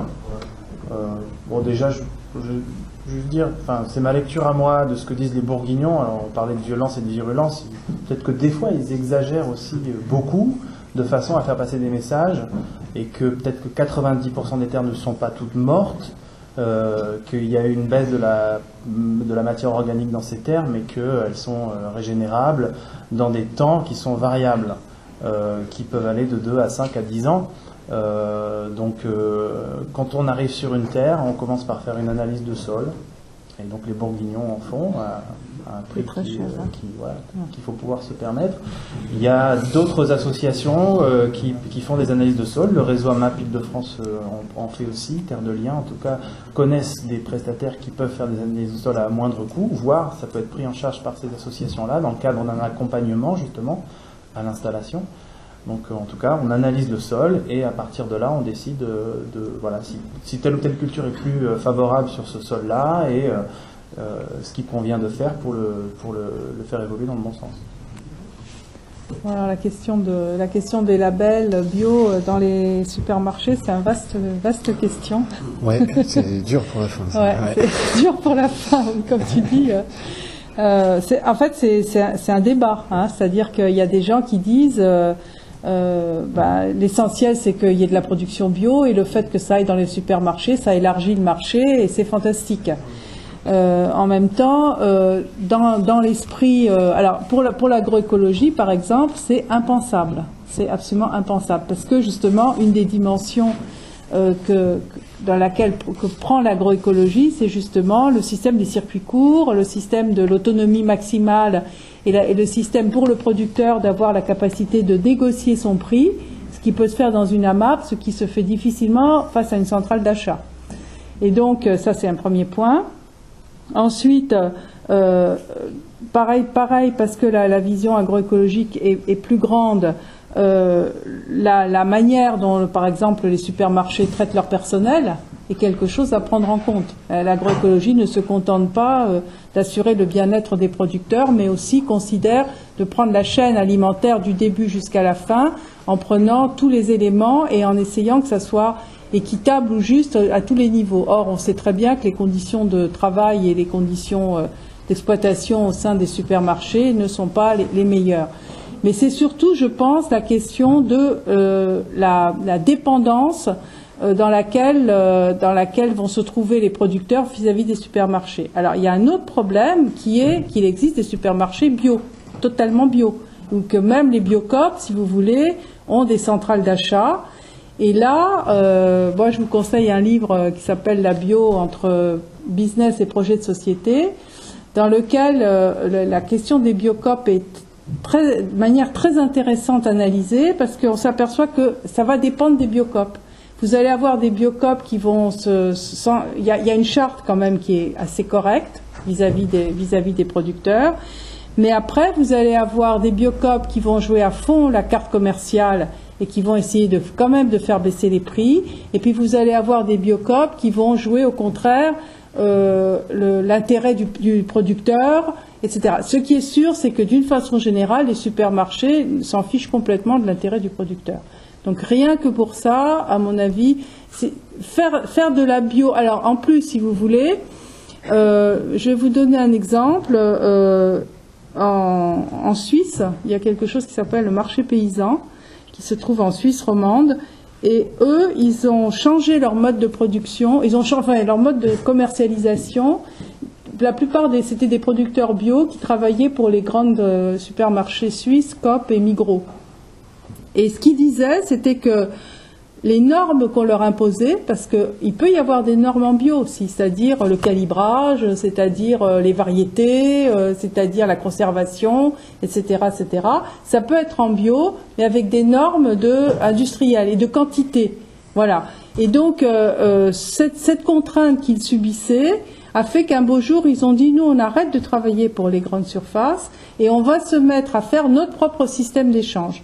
Et ils ont fait quelque chose d'ailleurs qui est très intéressant, c'est-à-dire qu'ils ont dit, voilà, il ne faut pas qu'un seul habitant de ce territoire soit à plus de 3 km d'un lieu de vente directe, quel que soit le système de vente directe, c'est-à-dire vente à la ferme, panier, cueillette, marché, Ils ont fait tous les systèmes possibles et imaginables et ils ont enlevé 30% du marché des grandes surfaces. Et eux, ils ont réussi à vivre et à installer beaucoup de jeunes. Donc moi, ma position personnelle, c'est que la bio dans une grande surface, c'est une aberration. Voilà. Mais, encore une fois, ça peut se débattre parce que il y a des gens qui vont vous dire, par exemple les Américains, en Amérique du Nord, on considère que du moment qu'il y a un marché, au moins c'est de l'agriculture bio, au moins ça détruit pas, et c'est mieux ça que, voilà. Le débat est ouvert. C'est une vaste question. Hein. Alors, moi j'aurais juste une petite question à vous poser pour finir, en fait, à la volée. Si vous pouviez nous donner trois exemples d'engagement pour la reconquête des territoires en agriculture biologique pour différents types de personnes. En fait, quelque chose d'assez simple, quelque chose qui a un niveau d'engagement un peu plus grand et un niveau d'engagement, on va dire, idéal ou utopique. Si vous avez des exemples d'actions pour donner aux gens comme ça, c'est assez spontané, de manière directe. Quelqu'un se lance? Je ne vais pas révolutionner, juste dire déjà entrer dans une AMAP. C'est comme l'a dit Sylvia, je pense que c'est un levier extrêmement puissant pour faire évoluer l'agriculture et puis pour installer des nouveaux paysans. Je pense que voilà, c'est la première chose. Ensuite, il y a effectivement prendre part vraiment aux luttes qui se déroulent dans nos territoires. Je pense que ça me paraît indispensable. Et puis donc c'était vraiment les terres agricoles, quoi. Une vigilance sur les terres agricoles qui disparaissent, qui sont urbanisées, et se mettre dans des collectifs et puis lutter, quoi. Et puis enfin voilà, être vigilant sur l'aspect beaucoup plus large, le TAFTA, certaines évolutions des politiques européennes. Ça c'est un petit peu le niveau un peu au-dessus. Au-dessus. Il n'y a pas d'au-dessus d'en dessous d'ailleurs, mais c'est une perspective un peu plus large, quoi. Mais je pense que près de chez soi, il y a forcément une terre à défendre et une AMAP à créer ou un système alimentaire en circuit court à inventer et des paysans à installer. Voilà. Parce que... Très bien, merci. Moi, je dirais la même chose, en fait. J'ajouterais quelque chose. Je pense qu'il faut aussi être... je voulais juste dire, pour les histoires de terres agricoles, il y a une association intéressante dans le sud de la France, en Provence, qui s'appelle Filière Paysanne, qui fait... parce que, comme vous pouvez imaginer, la Côte d'Azur, la Provence-Côte d'Azur est une zone extrêmement convoitée à d'autres fins qu'agricoles. Et donc, il existe une association qui s'appelle Filière Paysanne, qui fait une veille sur les terres agricoles, et qui est très très intéressante parce qu'elle fait vraiment un travail, ça va bien au-delà de ça, mais en tout cas il y a un véritable travail de veille agricole. Moi je pense aussi qu'il faut toujours penser dans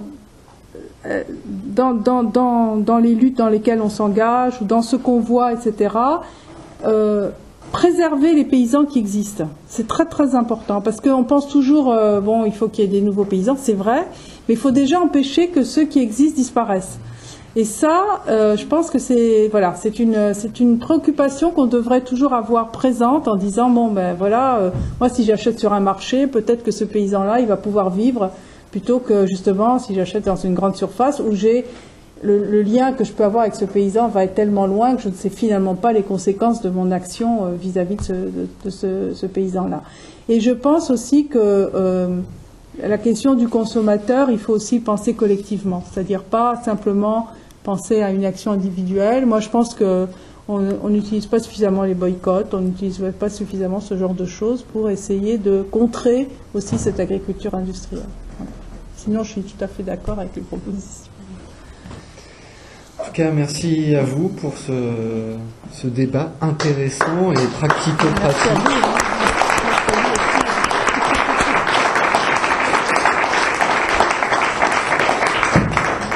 Merci au public aussi pour ces questions pertinentes, à la mairie du 2e pour nous accueillir. et aux partenaires Altereco et Equivio qui nous ont donné les produits. Alors juste un petit mot, vous pourrez consulter un article résumé de la conférence avec le podcast normalement correct. Il y a une petite partie qui a sauté, mais vous l'aurez quasiment en entier depuis le site, normalement d'ici fin de semaine. Si vous avez continué à être informé des événements qu'on fait, vous pouvez vous inscrire sur la newsletter et mettre votre adresse pour avoir, si vous voulez, des informations papier 3 fois par an maximum. Et merci d'être présent et pour votre soutien éventuel à diffuser les infos ou soutien Boîte à Lyon. Et maintenant, c'est la collation pour échanger rapidement parce qu'il faut qu'on rende la salle d'ici un quart d'heure. Voilà. Excuse-moi. Merci beaucoup. Ouais, génial. Ah, trop bien sûr. Ah, c'était bien. Ah ouais, excellent. Mais c'était aussi qualité le débat. Hein. Ouais, ouais. On verrait, hein, les questions. Les sous